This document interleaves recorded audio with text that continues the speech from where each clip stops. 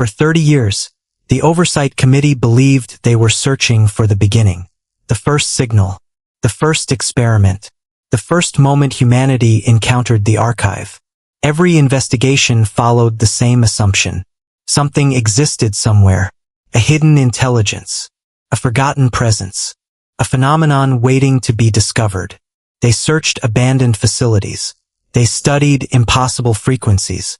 They recovered corrupted recordings. They investigated missing researchers. Every answer created another question. Where did the archive come from? What did it want? Why did it choose certain people? But after the recognition event, the committee discovered their greatest mistake. They were never searching for the beginning, because the beginning had already happened. The archive was not waiting to be found. It was waiting to be remembered. Recovered digital archive. Classification: black level. Source: unknown. File designation: first_observer.log. Status: active. The file appeared on March 12, 2026. No one created it. No one uploaded it. No one accessed the system before it appeared. It simply existed. The discovery was made by Daniel Voss, a digital preservation specialist assigned to recover damaged government archives. His work was routine: restore corrupted files, organize historical documents, transfer abandoned records into secure storage. Most of the material he handled was decades old: military reports, scientific documents, government records. Nothing unusual. Until 3:17 a.m., the same time recorded during the atmospheric sink event at Site 11. Daniel's computer froze. Every program closed. Every active process stopped. The screen went completely black. For 12 seconds, nothing happened. Then a single message appeared. New file created. Daniel assumed it was a system error, a corrupted archive process, a damaged database response. Then he saw the name, first_observer.log. The file had no location, no creation date, no owner information, no digital signature. According to the system, the file did not exist. Yet Daniel could see it. He tried deleting it. The command failed. He tried moving it. The file returned. He disconnected the computer from the network. The file remained. He shut down the machine. The file appeared again when the system restarted. Then Daniel noticed something impossible. The file size was changing. Every few seconds, it became larger, as if someone was writing inside it. Daniel opened the file. The screen remained blank. For almost 30 seconds, nothing happened. Then text appeared. One line, then another, as if someone was typing directly onto the screen. The first observer was never lost. The first observer was never found. The first observer is currently reading. Daniel immediately closed the file. He later described the moment as the feeling that something had answered a question I never asked. 30 seconds later, the file opened again. A new sentence appeared. You have completed the first step. Daniel reported the incident to his supervisor. The official response was immediate. Do not reopen the file. Do not copy the data. Do not attempt further investigation. The reason given: potential archive contamination. Daniel recognized the phrase. It was the same classification used after Site 11. The same phrase used after Elena Marsh. The same phrase used after every major archive incident. But one detail made no sense. The Oversight Committee had been dissolved in 1993. Nobody in the current archive department should have known that phrase. Nobody should have had access to those records. Yet someone, or something, had used it. 3 days later, Daniel received an encrypted message. No sender, no address, no identification, only one attachment, a document, the title, Project Dial Tone, Original History. Daniel opened it. The first page contained a statement that immediately changed everything. Project Dial Tone was not created to find the archive. It was created to continue a search that had already begun. Daniel continued reading. The official history of Project Dial Tone began in the late 20th century. But the hidden documents described something older, much older. According to the recovered files, the first known archive investigation did not begin with a government. It began with an individual, a person whose identity had been removed from every record. The files referred to this person only as Observer Zero. Daniel searched the archive database. No results. He searched government records. No results. He searched historical documents. Daniel sent the audio for analysis. The results arrived 13 minutes later. The system detected two voices. The first voice remained unidentified. The second voice matched Daniel Voss. The analysis included one final note. Voice match, 99.8%. Recording date, April 18, 1968. Subject birth date, August 14, 1997. Daniel stared at the report. The impossible conclusion was obvious. The archive had recorded his voice before he existed. For the first time, Daniel understood why the Oversight Committee had failed. They believed the archive was creating events. They believed it was causing anomalies. They believed it was changing reality. But maybe reality was not changing. Maybe the archive was showing connections that already existed. Connections humans were not supposed to see. Daniel reopened first_observer.log. A new page had appeared. A page that was not there before. Contained only 3 lines. Observer 0. Unknown. Status. Removed. Observer 1. Elias Thorne. Status. Recognized. Observer 2. Daniel Voss. Status. Active. Daniel looked at the final entry. Because beneath his name, a countdown had started. Recognition event. 59 seconds. He watched the numbers decrease. 58 seconds. 57 seconds. 56 seconds. Then a final message appeared. Do not search for the first observer. Search for what the first observer saw. And for the first time since the archive investigation began, Daniel realized the most dangerous question was not, where did the archive come from? The dangerous question was, what was waiting before anyone noticed it? The countdown disappeared. The screen went black. For several seconds, Daniel Voss saw his own reflection staring back at him. Exhausted, confused, afraid. But behind his reflection, something else appeared. A second shape, standing several feet away. Daniel immediately turned around. The room was empty. No person. No movement. Only the sound of the building ventilation system. Slow. Repeated. Almost like breathing. Daniel checked the security footage. The camera showed nothing unusual. No shadow. No figure. No movement. But when he reviewed the recording again, he noticed something impossible. For exactly 3 seconds, the camera angle changed. Not because the camera moved. Because the entire room was different. The desk was positioned differently. The chair was facing another direction. And behind Daniel, there was a second chair. The footage returned to normal immediately afterward. The second chair disappeared. Daniel exported the recording. The file corrupted instantly. That was the moment he understood. The archive was no longer leaving evidence. It was creating evidence. Daniel contacted the only person who could explain what was happening. Dr. Miriam Kovacs, a historian who had spent years reviewing hidden archive records after the recognition event. Her response came 6 minutes later. Not a message. A phone call. The first thing she said was, "How long has the file been open?" Daniel answered, 4 days. Silence. Then, "You should have closed it after the first message." Daniel looked at the screen. "The file knows my name." Another pause. Then Dr. Kovacs replied, "No, it knew your name before you opened it." Daniel asked her about Observer Zero. For several seconds, she said nothing. Then she answered, "The committee spent 30 years trying to find that person. They believed Observer Zero was the beginning of everything." Daniel asked, "Wasn't it?" Dr. Kovacs replied, "No, that was the mistake." She explained what the committee discovered after Project Mirror. The archive did not move through physical space. It moved through awareness.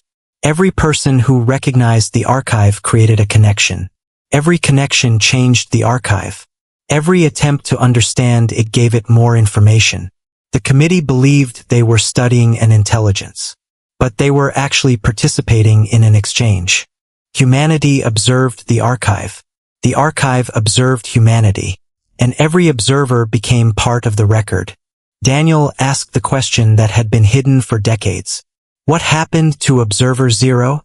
Dr. Kovacs became quiet. Then she said, "We don't know. Every record disappears. Every photograph. Every document. Every reference." Daniel asked, "Why?" Her answer was simple.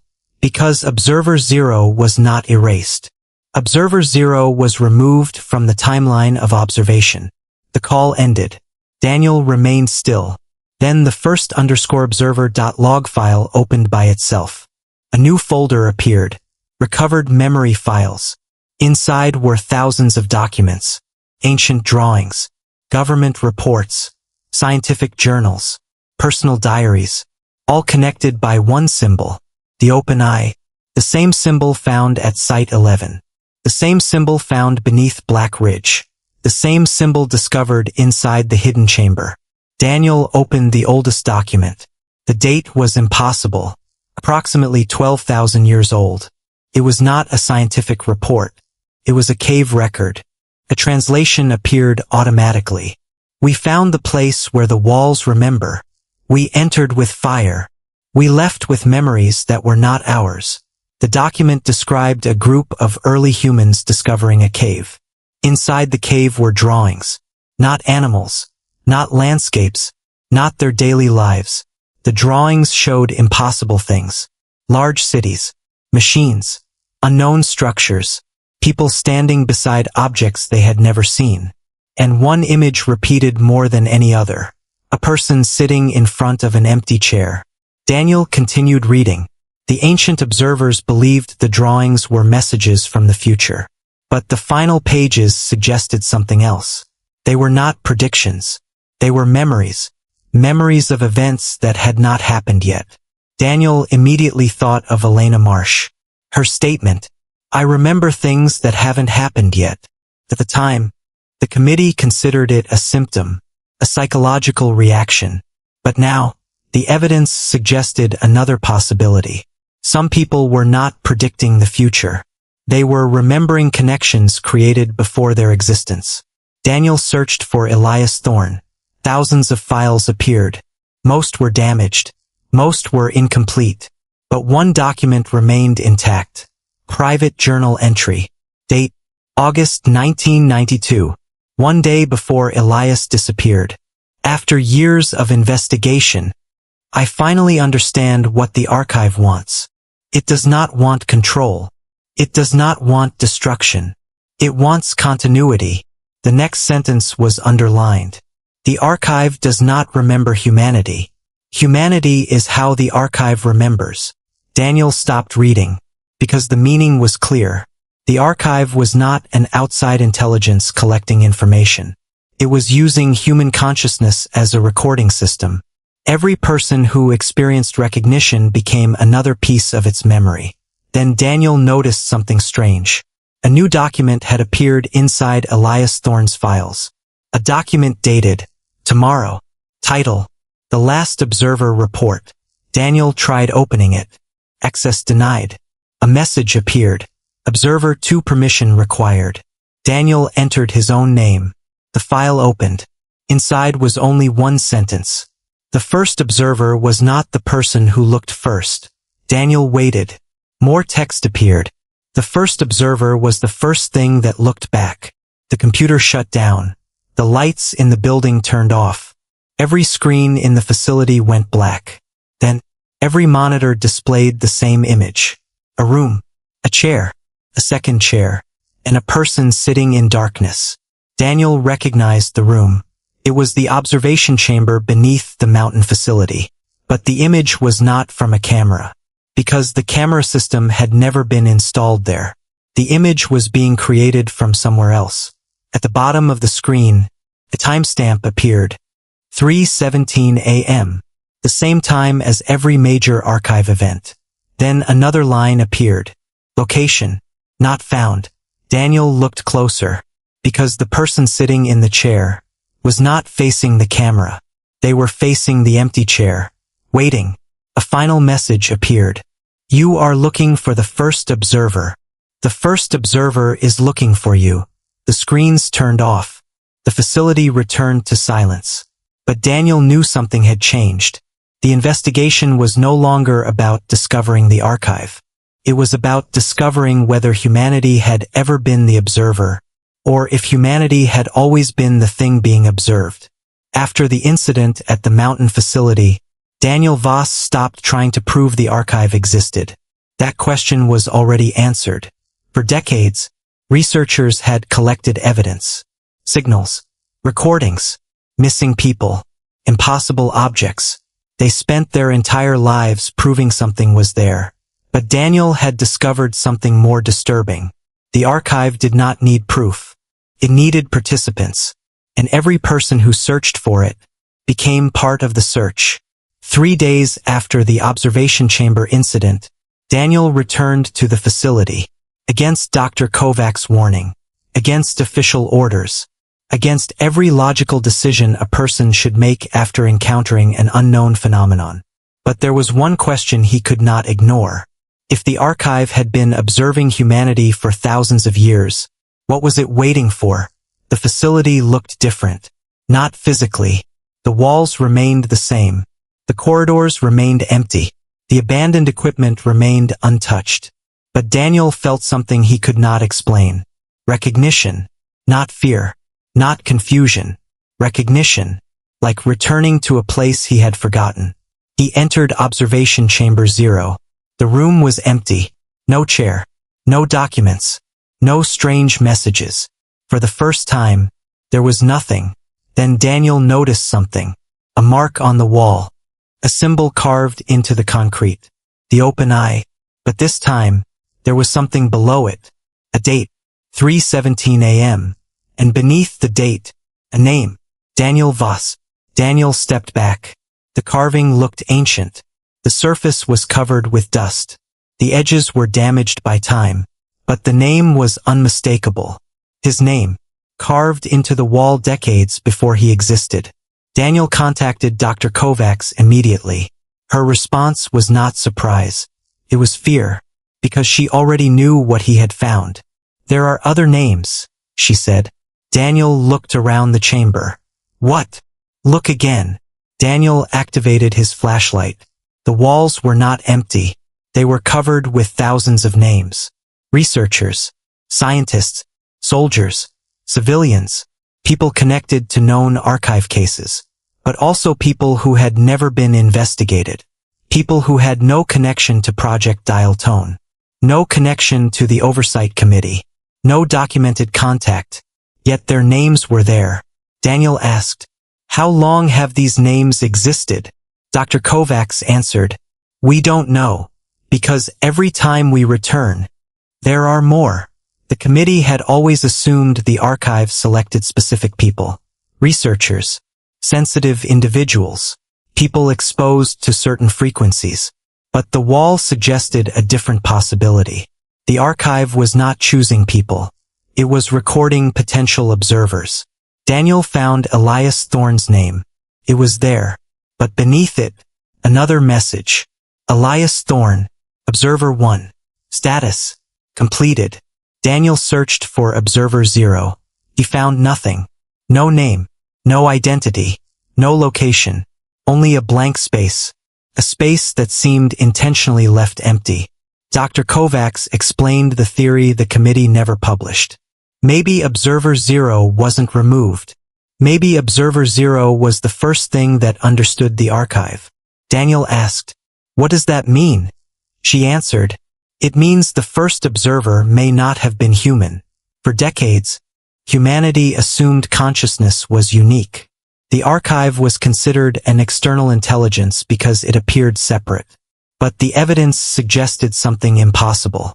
The archive might not be another intelligence. It might be the first intelligence, the first awareness, the first thing capable of observing reality itself. Daniel returned to the recovered documents, the oldest records, the cave drawings, the ancient journals, the forgotten civilizations. They all described the same moment.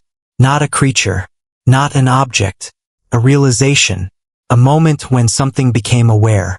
The final pages of the ancient journal contained a warning, translated from a language that no longer existed. When the observer sees itself, the observer becomes the world it observes. Daniel read the sentence repeatedly, because he finally understood the meaning. The archive was not trying to enter reality.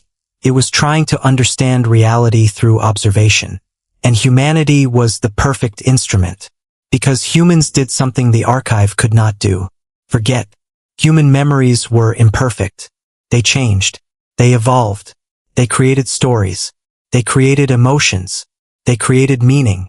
The archive could collect information, but humanity could create experience. And that was what the archive wanted. Not knowledge. Experience. That night, Daniel received another file. No title. No source. Only a timestamp. Before Project Dial Tone. Inside was a recording. The quality was poor. The audio sounded ancient. But the voice was clear. Elias Thorne. Impossible. The recording date was years before Elias joined Project Dial Tone. Elias Thorne, if you are hearing this, then the archive has already begun the final stage. Pause. The mistake everyone makes. They think recognition means the archive has found us. Static. Recognition means we have remembered it. Daniel froze, because the statement changed everything. The archive was not discovering humanity. Humanity was rediscovering something forgotten. The recording continued. Elias spoke slowly.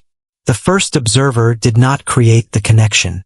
The first observer revealed it. Long silence. And now, the connection is complete. The audio ended. But a final whisper remained. A whisper not from Elias. A whisper recorded after the file ended.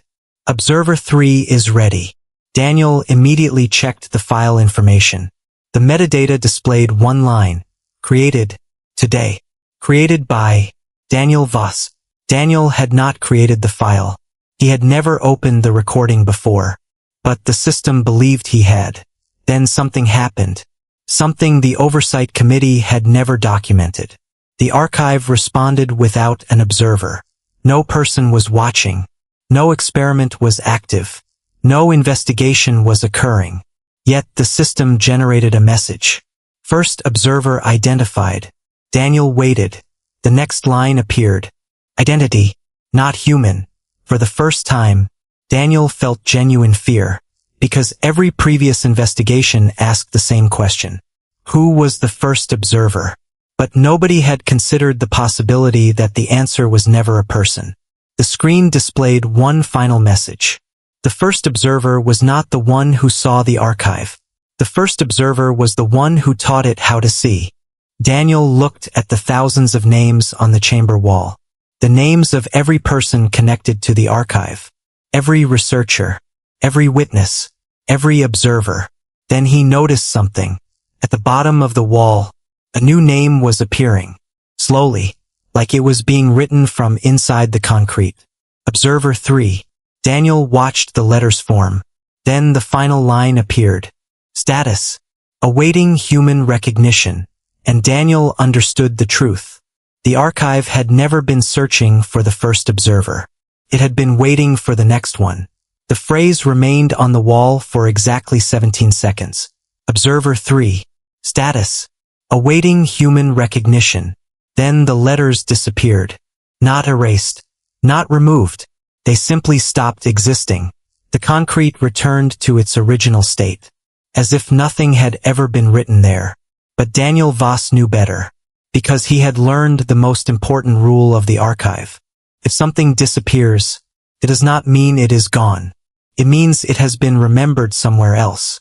Daniel left the mountain facility before sunrise. He did not report the discovery. He did not contact any government agency. He did not upload the evidence. Because after everything he had seen, He understood something the Oversight Committee never did. Information was not neutral. Every document, every recording, every recovered file, every person who learned about the archive became another connection, another observer, another memory. For the next several weeks, Daniel attempted to return to normal life. He stopped investigating. He stopped searching. He stopped opening unknown files. But the archive was no longer something he could study, because the investigation had changed. Before, Daniel was looking for the archive. Now, the archive was looking through Daniel.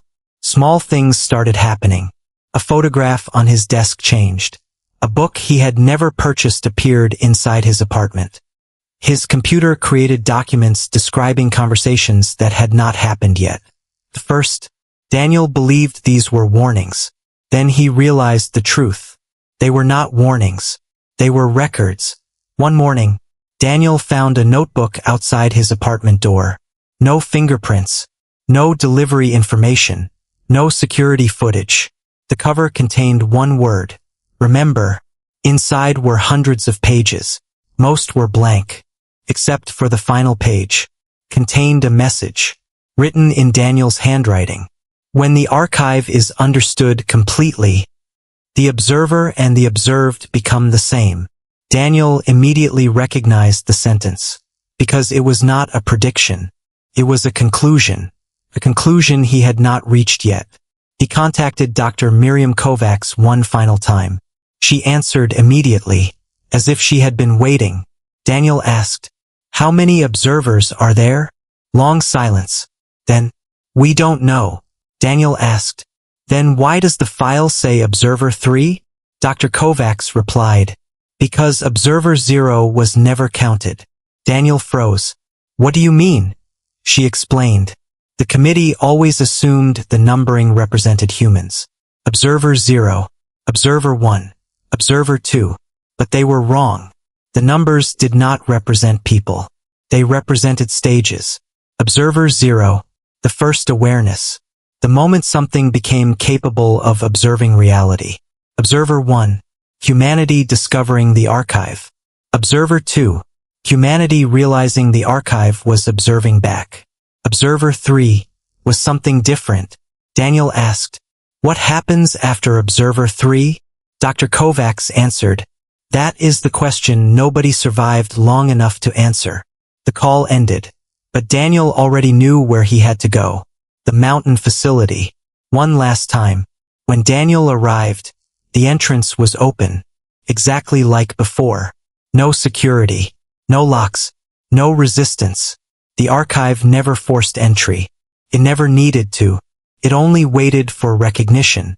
Inside the facility, the observation chamber had changed. The thousands of chairs were gone. The walls were empty. The room appeared unfinished. Incomplete. Then Daniel noticed something. In the center of the room, there was one chair. Only one. For the first time, Daniel understood the purpose of the chairs.